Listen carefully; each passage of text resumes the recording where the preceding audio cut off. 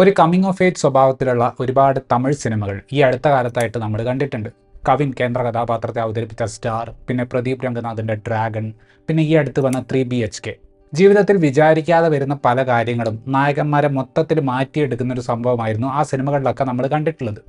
സമാനമായിട്ടുള്ള ഒരു പരിപാടിക്ക് ശ്രമിക്കുന്ന ഒരു മലയാളം സിനിമയാണ് അഖിൽ അനിൽകുമാർ സംവിധാനം ചെയ്തിട്ടുള്ള അർജുൻ അശോകൻ കേന്ദ്ര കഥാപാത്രത്തെ അവതരിപ്പിച്ചിട്ടുള്ള തലവര. വെള്ളപ്പാണ്ട് എന്ന രോഗം കാരണം ആത്മവിശ്വാസത്തിന് കോട്ടം തട്ടിയ ഒരു യുവാവിനെ കുറിച്ചാണ് സിനിമ. സാമാന്യം നല്ല രീതിയിൽ എടുത്തിട്ടുള്ള നമുക്കൊരു സന്തോഷം തരുന്ന തരം സീനുകളൊക്കെ സിനിമയിലുണ്ട്. അതുപോലെ തന്നെ കുറച്ച് ഓവറായി പോകുന്ന അല്ലെങ്കിൽ ഊഹിക്കാൻ ബുദ്ധിമുട്ടില്ലാത്ത തരം പരിപാടികളും ഈ പടത്തിൽ വരുന്നുണ്ട്. വെറും 2 മണിക്കൂറിനടുത്ത് മാത്രം ദൈർഘ്യമുള്ള തലവര പ്രേക്ഷകനെ പൂർണ്ണമായും അവഗണിക്കാത്ത ഒരു സിനിമ ആയതുകൊണ്ട് ആകെ മൊത്തത്തിൽ കണ്ടിരിക്കാൻ പറ്റും. കൂട്ടുകാർ പാണ്ട എന്ന് വിളിക്കുന്ന ജ്യോതിഷാണ് നമ്മുടെ നായകൻ. ഒരു ലോവർ മിഡിൽ ക്ലാസ് കുടുംബത്തിൽ കഴിയുന്ന ജ്യോതിഷിൻ്റെ വീട്ടിൽ ജോലിയുള്ളത് അവൻ്റെ അമ്മയ്ക്ക് മാത്രമാണ്. എത്രയും പെട്ടെന്ന് നല്ലൊരു ജോലി കണ്ടെത്താനും നല്ലൊരു വീട് വെക്കാനും ഉള്ള സമ്മർദ്ദം ജ്യോതിഷിൻ്റെ മുകളിലുണ്ട്. പക്ഷേ ഉള്ളിൻ്റെ ഉള്ളിൽ ജ്യോതിഷിന് ഒരു നടനാകണം എന്നുള്ള ആഗ്രഹവും നല്ലപോലെ ഉണ്ട്. തൻ്റെ രോഗാവസ്ഥ കാരണം ആത്മവിശ്വാസത്തിനുണ്ടായിട്ടുള്ള പ്രശ്നങ്ങളും ബാക്കി ജീവിതത്തിൽ നടക്കുന്ന കുഴപ്പങ്ങളും എല്ലാം ഇയാൾ എങ്ങനെയാണ് അതിജീവിക്കുന്നത് എന്നാണ് നമ്മൾ ഈ സിനിമയിൽ കാണുന്നത്. ജീവിതത്തിൽ ഒരുപാട് പ്രതിസന്ധികൾ ചാടിക്കിടക്കുന്ന ഒരാളുടെ കഥ പറയുക എന്നത് തന്നെയാണ് ഇവിടെ സംവിധായകൻ ഉദ്ദേശിക്കുന്നത്. നായകൻ ഫേസ് ചെയ്യുന്ന അയാൾക്കൊന്നും ചെയ്യാൻ പറ്റാത്ത റിജക്ഷൻ, ഡിസ്ക്രിമിനേഷൻ, ജഡ്ജ്മെൻറ്റ് മുതലായവ പല ലെയറുകളായിട്ട് തിരക്കഥയിൽ ഉൾക്കൊള്ളിക്കാൻ അവർ ശ്രമിച്ചിട്ടുണ്ട്. ജ്യോതിഷിൻ്റെ അമ്മയും പെങ്ങളും വരെ അവനെ ഇൻഡയറക്റ്റ് ആയിട്ട് പരിഹസിക്കുന്നുണ്ട്. സുഹൃത്തുക്കൾ സ്നേഹത്തിൻ്റെ പേരിൽ കളിയാക്കുന്നുണ്ട്.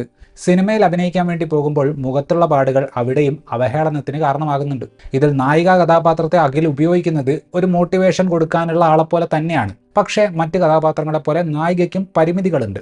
എല്ലായ്പ്പോഴും സപ്പോർട്ടീവ് ആകാൻ അവർക്ക് സാധിക്കുന്നില്ല.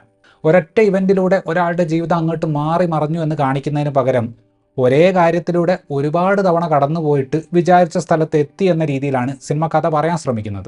സിനിമയുടെ തുടക്ക ഭാഗത്ത് നായകൻ്റെ സൗഹൃദങ്ങൾ കാണിക്കുന്നതും ബാക്കിയുള്ളതും എല്ലാം വരുമ്പോൾ കോൺഫ്ലിക്റ്റ് എന്താണ് എന്നതിലൊരു ക്ലാരിറ്റി പ്രശ്നം വരുന്നുണ്ട്. വേൾഡ് ബിൽഡിങ്ങിൻ്റെ ഭാഗമായിട്ട് ഒരുപാട് ഇവൻറ്റുകൾ തുടക്ക ഭാഗത്ത് വരുന്നുണ്ടെങ്കിലും തിരക്കഥയ്ക്കൊരു ഫോക്കസ് ആ ഭാഗത്ത് കുറവാണ്. സിനിമയുടെ തുടക്കത്തിൽ ഒരു JCB ഉള്ള മാസ് സീനൊക്കെ ഉണ്ട്. നായകന് സ്വന്തമായി നല്ലൊരു വീടില്ല എന്നുള്ള പോയിന്റിൽ നിന്നാണ് അത് തുടങ്ങിയതെങ്കിലും ചെന്നെത്തുന്നത് അനാവശ്യമായ ഒരു ബിൽഡപ്പിലാണ്. രണ്ടാം പകുതിയിലേക്ക് വരുമ്പോഴാണ് കുറച്ചുകൂടെ ആവശ്യമുള്ള കാര്യത്തിലേക്ക് മാത്രം ഫോക്കസ് ചെയ്യുന്ന രീതിയിലേക്ക് കഥ പോകുന്നത്. എന്നാൽ നായകൻ അനുഭവിക്കുന്ന ദുരിതങ്ങൾ കാണിക്കാൻ സിനിമയിൽ ചേർത്തിട്ടുള്ള ലെയറുകളെല്ലാം കൂടെ ഒരേ രീതിയിൽ മാനേജ് ചെയ്യാൻ ആ ഭാഗത്ത് തിരക്കഥ ലേശം കഷ്ടപ്പെടുന്നുണ്ട്. ഈ സിനിമയിൽ വന്നിട്ടുള്ള റൊമാൻറ്റിക് ട്രാക്ക് വളരെ എഫക്റ്റീവാണ്.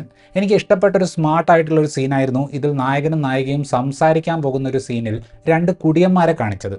ആ കുടിയന്മാർ വന്ന് ബഹളം ഉണ്ടാക്കും എന്ന് നമ്മൾ പ്രതീക്ഷിച്ച് നിൽക്കുമ്പോൾ അഖിൽ അനിൽകുമാർ അതിനെ വേറൊരു രീതിക്കാണ് സിനിമയ്ക്ക് വേണ്ടി ഉപയോഗിക്കുന്നത്. ഇലക്ട്രോണിക് കിളിയുടെ മ്യൂസിക് വളരെ ഫ്രഷ് ആയിട്ട് തോന്നി. സിനിമയിലെ റൊമാൻസിന് ആഴം കൂട്ടാൻ ആ പാട്ടുകൾക്ക് സാധിക്കുന്നുണ്ട്. അർജുൻ അശോകൻ ഈ സിനിമയിൽ പാലക്കാട് സ്ലാങ് പിടിക്കുന്നുണ്ട്. ചില കോമ്പിനേഷൻ സീനുകളിൽ ആ സ്ലാങ് നന്നായിട്ട് പറയുന്നവരുമായിട്ട് ചേർന്ന് അഭിനയിക്കുമ്പോൾ കുറച്ചധികം വേറിട്ട് അറിയുന്നുണ്ടെങ്കിലും പൊതുവെ അത്ര ബോറായിട്ട് തോന്നിയില്ല. പെർഫോമൻസ് നോക്കുകയാണെങ്കിൽ ബിടെക് എന്ന സിനിമയിലൊക്കെ അർജുൻ കാഴ്ചവെച്ച ഒരു ആക്ടിങ്ങിൻ്റെ ഒരു സിൻസിയറിറ്റി ഈ സിനിമയിലെ പ്രകടനത്തിൽ കാണാൻ സാധിക്കും.